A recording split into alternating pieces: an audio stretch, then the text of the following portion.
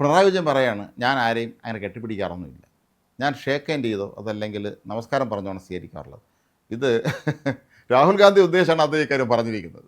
അല്ല, ഇവിടെ എന്ന് പറഞ്ഞാൽ രാഹുൽ ഗാന്ധി ഇന്ത്യ മുന്നണി യോഗത്തിൽ സംസാരിച്ചൊരു പ്രസംഗം പുറത്തു വന്നിരുന്നു. അതെ, അതിൽ രാഹുൽ ഗാന്ധി പറയുന്നുണ്ട്, ഇന്ത്യ മുന്നണിയിലെ നേതാവാണ് രാഹുൽ ഗാന്ധി പറയുന്നുണ്ട്, ഞാൻ പിണറായിയെ പിടിക്കില്ല, അദ്ദേഹം എൻ്റെ രാഷ്ട്രീയ ശത്രുവാണ് എന്ന് പറയുന്നുണ്ട്. അപ്പോൾ ഈ ഓഡിയോ സാധാരണ നിലയിൽ ഇന്ന് വരെ ഒരു മുന്നണി യോഗത്തിൽ ഒരു നേതാവ് സംസാരിക്കുന്ന ഓഡിയോ ഒന്നും പുറത്തു വന്നിട്ടില്ല. നമ്മൾ ഒരു മുന്നണി യോഗത്തിൽ ഒരിക്കലും അതിൻ്റെ ഓഡിയോ പുറത്തു വരാറില്ലല്ലോ. റിപ്പോർട്ട് മുന്നണി യോഗത്തിൽ സംസാരിക്കുന്നതെല്ലാം അജണ്ടയായിട്ട് കുറിച്ചെടുക്കും, പക്ഷേ ഓഡിയോ ആയിട്ട് റെക്കോർഡ് ചെയ്ത് സൂക്ഷിക്കുന്നുണ്ട് എന്ന് ഇപ്പോഴാണ് മനസ്സിലാവുന്നത്. അതുകൊണ്ട് തന്നെ ഇനി പല നേതാക്കളും ഇന്ത്യ മുന്നണിയിലൊക്കെ സംസാരിക്കാൻ പോലും ഭയപ്പെടും.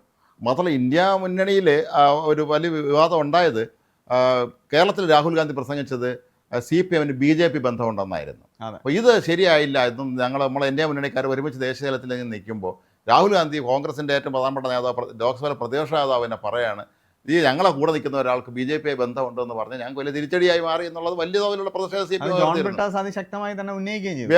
MABB മീറ്റിംഗിൽ പങ്കെടുത്തതുമില്ല. അത് ഒരു പ്രതിഷേധ സൂചകമായിട്ടാണ് MABB ആ മീറ്റിംഗിൽ പങ്കെടുത്തത്. MABB കത്ത് എഴുതിയിരുന്നു. അപ്പം ഞാൻ പറഞ്ഞതെന്ന് പറഞ്ഞാൽ, അങ്ങനെ രാഹുൽ ഗാന്ധി അഭിപ്രായപ്പെടുന്നു, അതിനോട് അനുബന്ധിച്ചാണ് ഇന്ന് പിണറായി വിജയൻ അത്ര ഒരു പ്രതികരണം നടത്തിയത്. അതിൽ അദ്ദേഹം പറഞ്ഞ ഏറ്റവും വലിയ സാധനം എന്ന് പറഞ്ഞാൽ, രാഹുൽ ഗാന്ധി കൃത്യമായി പറയുന്നുണ്ട്, എൻ്റെ രാഷ്ട്രീയ ശത്രു ആയതുകൊണ്ടാണ് പിണറായി വിജയനെ കെട്ടിപ്പിടിക്കാത്തത്. എന്നാൽ രാഹുൽ ഗാന്ധി നരേന്ദ്രമോദിയെ കെട്ടിപ്പിടിച്ചിട്ടുണ്ട് എന്നാണ്.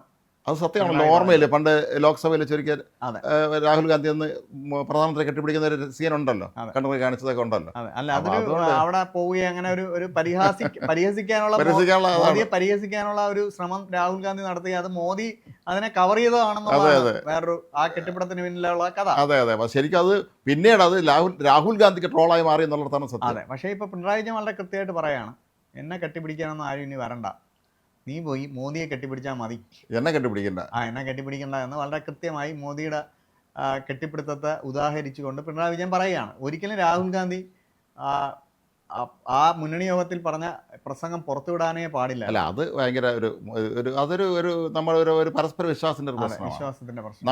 ഞാൻ രമേശ് അടുത്ത് വളരെ വിശ്വാസത്തോടെ പറഞ്ഞ രമേശ് റെക്കോർഡ് വെച്ചിട്ട് ബാക്കി എല്ലായിടത്തും കേൾപ്പിക്കാന്ന് പറയുന്നത് അത് ശരിയായ നടപടിയല്ലല്ലോ.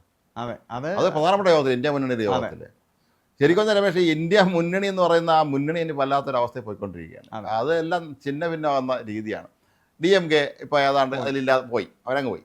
അവരെന്നെ പറഞ്ഞു, ഞങ്ങളെ കൂടെ നിന്ന CPM കോൺഗ്രസ് എല്ലാം ചെന്ന് വിജയനെ പിന്തുണച്ചു, ഞങ്ങളെ പിന്തുണച്ചില്ല, അത് അവസരം കിട്ടിയപ്പോൾ അധികാരത്തിൻ്റെ പുറകെ പോയി എന്ന് DMK ആരോപിച്ചവർ കുറ്റം പറയാൻ പറ്റില്ല. ഇനിയുള്ളത് ദീദിയുടെ കാര്യമാണ്. ദീദി പണ്ട് വലിയ പുച്ഛിക്കലായിരുന്നു കോൺഗ്രസിനെയൊക്കെ. ഞാൻ വേണമെങ്കിൽ 2 സീറ്റ് തരും, വേണമെങ്കിൽ മാറ്റേണ്ടി വയ്ക്കുക, അല്ലെങ്കിൽ ഇറന്ന് വയ്ക്കുക എന്നൊക്കെ പറഞ്ഞു കോൺഗ്രസിൽ ലയിക്കാൻ ശ്രമിക്കുന്നു. ദീദി ഇപ്പം കോൺഗ്രസിൽ ലയിക്കാൻ വേണ്ടി നടക്കുന്നു എന്നാണ് പറയപ്പെടുന്നത്. കാരണം ദീദിക്ക് അവിടെ നിൽക്കലില്ലാത്ത. അതേപോലെ തന്നെ ശരത് പവാർ. അപ്പോൾ ആ 2 പാർട്ടികളും പോകുമ്പോൾ കോൺഗ്രസ് കുറച്ച് ശക്തിപ്പെടും, ഇന്ത്യ മുന്നണിയിലെ കക്ഷികൾ കുറയും. ഇന്ത്യ മുന്നണി എന്ന് പറഞ്ഞാൽ സംവിധാനത്തെ പിടിച്ചു നിർത്തുന്ന 2 നേതാക്കളെന്ന് പറഞ്ഞാൽ ശരത് പവാറും മമതാ ബാനർജിയും. ആ 2 പേരും പോകുമ്പോൾ ആ ശക്തി പോകും.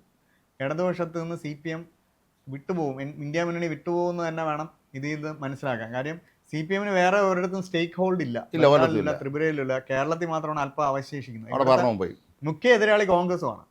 ഇനി കോൺഗ്രസിനെതിരെ ശക്തമായി ആഞ്ഞടിച്ചാൽ മാത്രമേ ഈ ലോക്സഭാ തെരഞ്ഞെടുപ്പിലേക്ക് ജയിക്കാൻ പറ്റൂ. തിരുവനന്തപുരത്തിന് നമുക്കറിയാം, കളിക്കുള്ള തൊട്ട് അങ്ങോട്ട് കോടിയും ഒരുമിച്ച് കെട്ടി ഒരുമിച്ച് രാഹുൽ ഗാന്ധിയുടെയും MABയുടെയും പോസ്റ്റർ ഒരുമിച്ച് വയ്ക്കുന്നതാണ് നമ്മൾ കാണുന്നത്. അതെ, പക്ഷെ അതിനി കേരളത്തിൽ ചർച്ചയാവും. അതുകൊണ്ട് തന്നെ അവർക്ക് CPM-നും ഇന്ത്യ മുന്നണിയിൽ നിൽക്കാൻ പറ്റത്തില്ല. ഇവിടുത്തെ പ്രശ്നം അതല്ല, പിണറായി വിജയനെ കെട്ടിപ്പിടിക്കില്ല എന്ന് പറഞ്ഞ രാഹുൽ ഗാന്ധിയുടെ പ്രസംഗം അത് പുറത്തുവിട്ടത് ഒട്ടും ശരിയല്ല.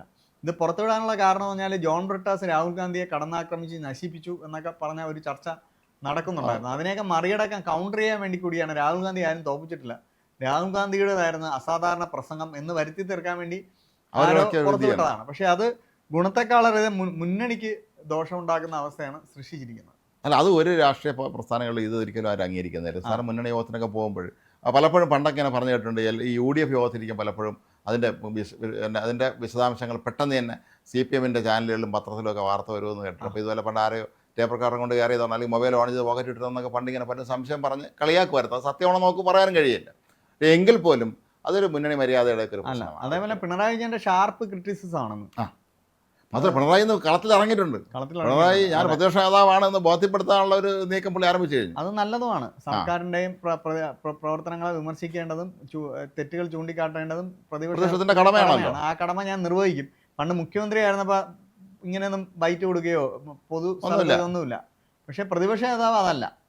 പ്രതിപക്ഷ നേതാവ് കുറച്ചും കൂടെ ജനങ്ങളിലേക്ക് ഇറങ്ങും, ജനങ്ങളുടെ വിഷയങ്ങൾ സംസാരിക്കും. ഇപ്പം തന്നെ നിപ്പയൊക്കെ പറ്റി അതിരൂക്ഷ വിമർശനമാണ് നടത്തുന്നത്. അങ്ങനെ ഒരു വിമർശനം മുരളീധരനെതിരെ നടത്തേണ്ട, മന്ത്രി മുരളീധരൻ നടത്തേണ്ട സമയമായിട്ടില്ല. കാര്യം കെയർ ചെയ്തേ ഉള്ളൂ. ഇതൊരു മധുവിധ കാലമാണ്, അത് അല്പം കൂടെ സമയം കൊടുക്കാം. കേരളത്തിന്റെ ഇത് നിപ്പ ആരോഗ്യ രംഗത്തെ അശ്രദ്ധ എന്നൊക്കെ പറയുമ്പോൾ ഈ അശ്രദ്ധ പഴയ അശ്രദ്ധയുടെ പ്രതിഫലനമാണ്. തുടർച്ചയാണല്ലോ, അതിന്റെ തുടർച്ച തന്നെയാണ് ഇപ്പൊ സംഭവിച്ചത്. എന്നാലും പ്രതിപക്ഷ നേതാവെന്ന നിലയിൽ വളരെ ശക്തമായി തന്നെ പിണറായി രംഗത്ത് വരുന്നു. ഇതോടൊപ്പം തന്നെ രാഹുൽ ഗാന്ധിക്ക് മറുപടി കൊടുക്കുന്നു. ഇത് എന്ന് പറയുന്നത് 1-ാം നമ്പർ ശത്രുവായിട്ട് കോൺഗ്രസിനെ പ്രഖ്യാപിക്കുകയാണ് പിണറായി. അപ്പൊ BJP എന്നുള്ള ചോദ്യം അവിടെ ഉദിക്കുന്നു. കേരളത്തിലാണ് മത്സരം. കേരളത്തിൽ CPM പിടിച്ചിരിക്കണമെങ്കിൽ കോൺഗ്രസിനെ തന്നെ പ്രധാനപ്പെട്ട ശത്രുവാക്കണം, ഒപ്പം BJP നേരിടണം. പക്ഷെ BJP സംബന്ധിച്ചിടത്തോളം കേരളത്തിൽ പണ്ട് നമ്മൾ കരുതിയിരുന്നത് കോൺഗ്രസ് തകർന്നാലേ BJP വന്നാവുന്നതാണ്. പക്ഷെ അങ്ങനെ അല്ല. ഇപ്പം വന്ന് CPM തകർന്നാൽ മാത്രമേ കേരളത്തിലെ ഏറ്റവും വലിയ ഹിന്ദു പാർട്ടി CPM ആണ്. പണ്ട് കോൺഗ്രസിന് വോട്ട് ചെയ്യുന്ന കുറെ നായർ വിഭാഗം ഉണ്ടായിരുന്നു. ആ വിഭാഗത്തിലെ വലിയൊരു വിഭാഗം BJPക്കൊപ്പം വളരെ നേരത്തെ തന്നെ ചേർന്ന് കഴിഞ്ഞു.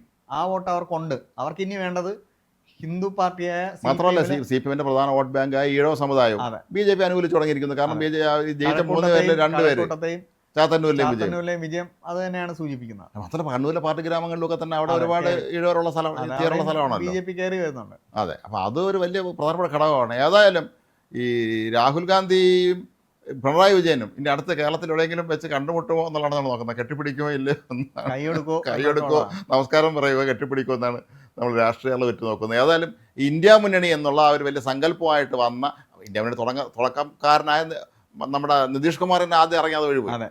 ഇത് എല്ലാവരും പാറ്റ്നയെ വിളിച്ച് ആതിഥേയനായി തുടങ്ങി വെച്ച ഒരാളാണ്. പക്ഷേ കമ്മ്യൂണിസ്റ്റ് പാർട്ടിയാണ് പിണറായി വിജയനും CPMനും BJPക്കൊപ്പം കൂടാനും പറ്റില്ല. നിതീഷ് കുമാറിനെ പോലെ പോകാനും പറ്റില്ല. പക്ഷേ സ്വന്തം നിലപാടെടുത്ത് കേരളത്തിലെ കാര്യങ്ങൾ മാത്രം നോക്കി ഇനി CPM ചുരുങ്ങും.